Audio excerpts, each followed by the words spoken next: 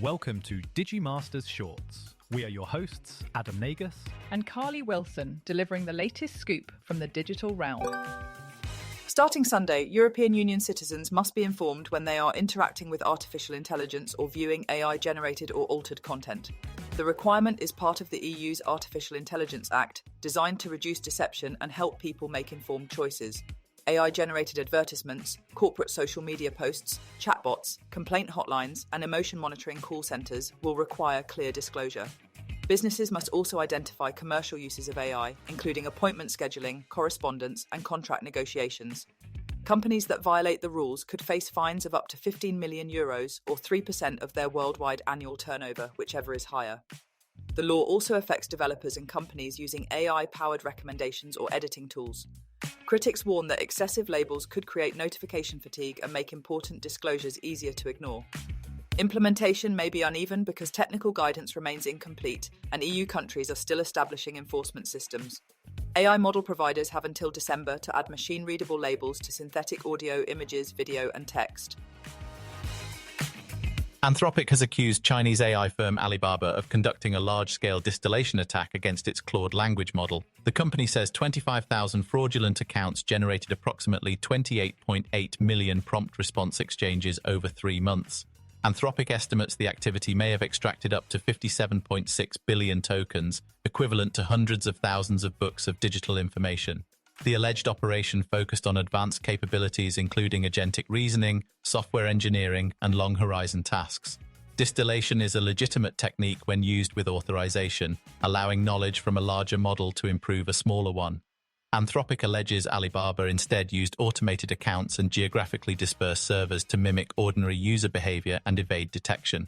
The company says each account averaged only about 13 exchanges per day, making the activity difficult to distinguish from normal use. Although the extracted material represents a small fraction of the data used to train a major model, Anthropic argues that highly refined knowledge can be far more valuable than raw training data. In a letter to Congress, Anthropic called for stronger information sharing, federal coordination, and penalties for industrial-scale foreign exploitation of American AI models.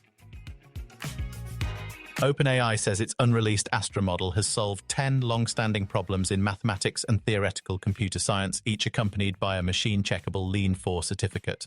The results span group theory, von Neumann algebras, high-dimensional geometry, quantum complexity, lattice cryptography, and extremal combinatorics. Among the headline findings is the first known non-Sophic group, answering a major question that had stood since Mikhail Gromov introduced sophicity in 1999. Astra also reportedly disproves the Connors rigidity conjecture and resolves 3 problems from Paul Erdős's catalogue. Other results include progress on sphere packing density, quantum games, circuit complexity, and post-quantum cryptography.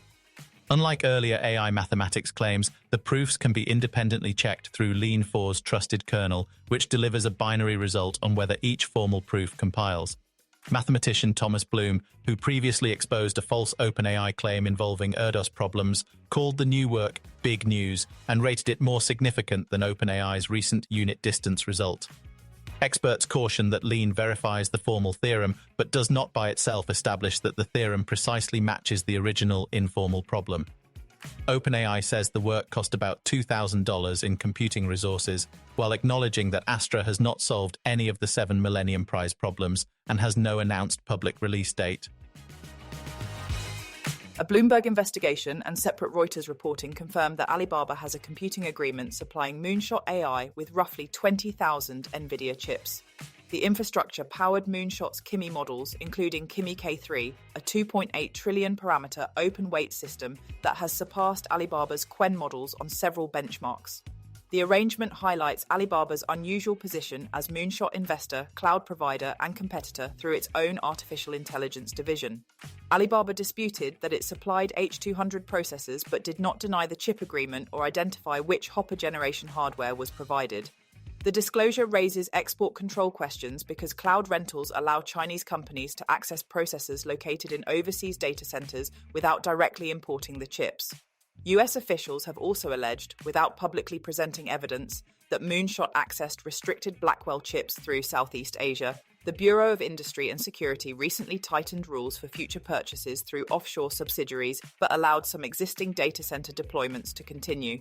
A proposed Chip Security Act would require advanced exported chips to carry location verification technology, but the bill has not yet received a House floor vote.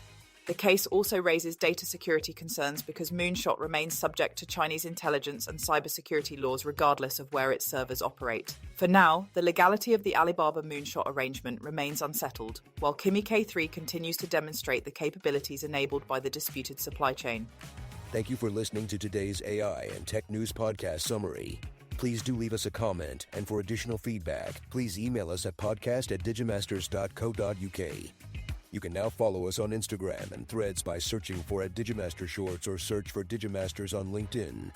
Be sure to tune in tomorrow and don't forget to follow or subscribe.